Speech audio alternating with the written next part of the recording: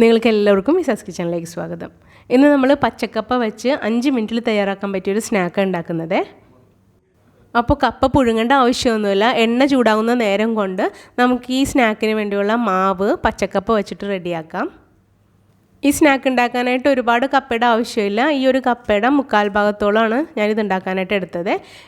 ഇതൊന്ന് കട്ട് ചെയ്തിട്ട് തോല് ഇതുപോലെ ഒന്ന് കളഞ്ഞിട്ട് നമുക്ക് നന്നായിട്ട് കഴുകി ചെറുതായിട്ടൊന്ന് കട്ട് ചെയ്തെടുക്കാം. കപ്പയുടെ നടുക്ക് ഭാഗത്ത് ഉണ്ടാകുന്ന ഇതുപോലത്തെ നാരൊന്ന് മാറ്റാൻ പ്രത്യേകം ശ്രദ്ധിക്കണം.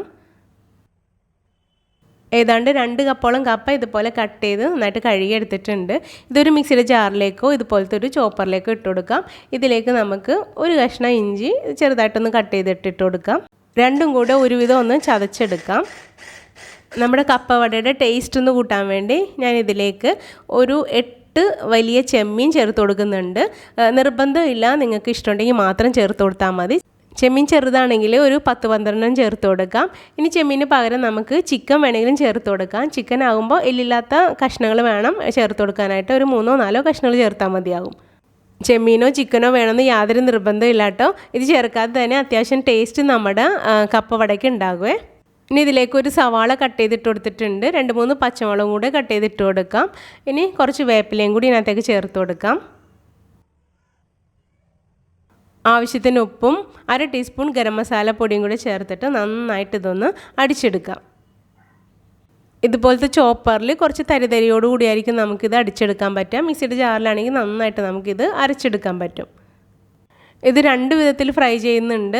പൊടികളൊന്നും ചേർക്കാതെ എണ്ണ ചൂടായപ്പം അതിൽ നിന്ന് അല്പം എടുത്തിട്ട് നടുക്കൊരു ഹോൾ ഇട്ടിട്ട് ഇതുപോലെ നമുക്ക് ഫ്രൈ ചെയ്തെടുക്കാം. ഇതും നല്ല ടേസ്റ്റാണ്. ഇനി കുറച്ച് കടലമാവും കൂടെ ചേർത്തിട്ടും നമ്മളിത് ഫ്രൈ ചെയ്തെടുക്കുന്നുണ്ട്.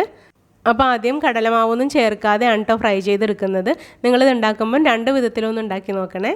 എന്നിട്ട് ഏതാണ് നിങ്ങൾക്ക് ഇഷ്ടപ്പെടുന്നതെന്ന് എനിക്ക് കമൻറ്റ് ചെയ്യണേ. അപ്പോൾ എണ്ണ വല്ലാണ്ട് ചൂടാവാൻ നിൽക്കരുത്. ഒരുവിധം ചൂടായപ്പോഴാണ് ഇതിട്ട് ഞാൻ ഫ്രൈ ചെയ്തെടുത്തത്. തിരിച്ച് മറിച്ചിട്ടൊന്ന് നമ്മൾ സാധാരണ ഫ്രൈ ചെയ്യുന്നത് പോലെ ഫ്രൈ ചെയ്തെടുത്തിട്ടുണ്ട്. അപ്പോൾ നിങ്ങൾക്ക് ഈ വീഡിയോ ഇഷ്ടമായാലും ഒരു ലൈക്ക് കൊടുത്തേക്കണേ. ഈ ചാനൽ സബ്സ്ക്രൈബ് ചെയ്യാത്തവർ സബ്സ്ക്രൈബ് ചെയ്യാൻ മറക്കരുത്. അപ്പം നമ്മൾ അരച്ച് വെച്ച മാവിൻ്റെ പകുതി എടുത്തിട്ട് ബൗളിലേക്ക് ഇട്ട് കൊടുത്തിട്ടുണ്ട്. ഇതിലേക്ക് 2 നുള്ള് സോഡാപ്പൊടി ചേർത്ത് കൊടുക്കാം. അല്പം കൂടി ഉപ്പ് ചേർത്ത് കൊടുക്കണം. കാരണം നമ്മളിതിനകത്ത് കടലമാവും കൂടി ആഡ് ചെയ്യുന്നതാണ്. അപ്പോൾ അതുകൊണ്ട് ഉപ്പിൻ്റെ കുറച്ച് കുറവുണ്ടാകും. അതുകൊണ്ട് കുറച്ച് ഉപ്പ് ചേർത്ത് കൊടുത്തിട്ടുണ്ട്. ഇതിനകത്തേക്ക് 1/4 കപ്പ് കടലമാവും കൂടെ ചേർത്തിട്ട് നന്നായിട്ടൊന്ന് കുഴച്ചെടുക്കാം. അപ്പോൾ ഒരുപാട് കടലമാവൊന്നും ചേർത്തിട്ടില്ല. ഇത് കുഴക്കുമ്പം കുറച്ച് ലൂസായിട്ട് തന്നെ ആയിരിക്കും നമുക്ക് കിട്ടുക. നമ്മൾ കുറച്ച് ചെമ്മീൻ മാത്രമല്ലേ ചേർത്തിട്ടുള്ളൂ. അതുകൊണ്ട് അതിൻ്റെ ടേസ്റ്റ് കുറയാതിരിക്കാൻ വേണ്ടിയാണ് കുറച്ച് കടലമാവ് മാത്രം നമ്മൾ ചേർത്ത് കൊടുത്തത്. സോഡാപ്പൊടി ചേർക്കാതെയും നമുക്കിത് ഫ്രൈ ചെയ്തെടുക്കാം. സോഡാപ്പൊടി ചേർത്തുകൊണ്ട് 10 മിനിറ്റ് ഇത് റെസ്റ്റ് ചെയ്യാൻ വയ്ക്കണേന്. എന്നിട്ട് നടുക്കൊരു ഹോൾ ഇട്ടിട്ട് നമ്മൾ നേരത്തെ മറ്റേത് ഫ്രൈ ചെയ്ത പോലെ തന്നെ ഫ്രൈ ചെയ്തെടുക്കാം. അല്പം മാത്രം എടുത്താൽ മതി കേട്ടോ. കുറച്ച് ലൂസ് ആയതുകൊണ്ട് നമുക്കിതുപോലെ ഷേപ്പ് ചെയ്യാൻ കുറച്ച് ബുദ്ധിമുട്ടായിരിക്കും. അപ്പോൾ ഫ്ലെയിം ഒരുപാട് കൂട്ടി വയ്ക്കേണ്ട. ഒരു ലോ ടു മീഡിയം ഫ്ലെയിമിലേക്ക് വെച്ചിട്ട് നമുക്കിത് ഒരു ഭാഗം കുറച്ച് മൊരിഞ്ഞ് വരുമ്പോൾ ഒന്ന് മറിച്ചിട്ട് കൊടുക്കാം.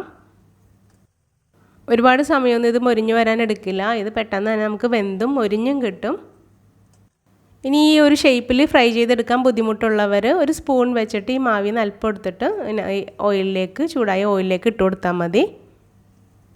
ഒരു സൈഡ് മൊരിഞ്ഞ് വരുമ്പം ഉന്നക്കേക്ക് ഒന്ന് മറിച്ചിടുന്നത് പോലെ ഒന്ന് ചെറുതായിട്ടൊന്ന് മറിച്ചിട്ട് കൊടുക്കാം. എന്നിട്ട് കുറച്ച് നേരം ഇളക്കി ഒന്ന് ഫ്രൈ ചെയ്തെടുത്തിട്ട് നമുക്ക് കോരി മാറ്റാം. അപ്പോൾ വീട്ടിൽ കപ്പ ഉണ്ടെങ്കിൽ വളരെ പെട്ടെന്ന് തന്നെ തയ്യാറാക്കാൻ പറ്റിയ നല്ലൊരു അടിപൊളി സ്നാക്കാണിത്. അപ്പോൾ തീർച്ചയായും നിങ്ങളെല്ലാവരും ഇതുപോലെ ഒന്ന് ട്രൈ ചെയ്ത് നോക്കണം. എന്നിട്ട് ഫീഡ്ബാക്ക് എന്നെ അറിയിക്കണം. ഈ വീഡിയോ നിങ്ങളുടെ ഫ്രണ്ട്സ് ആൻഡ് ഫാമിലിക്കൊന്ന് ഷെയറും കൂടെ ചെയ്തേക്കണം. താങ്ക്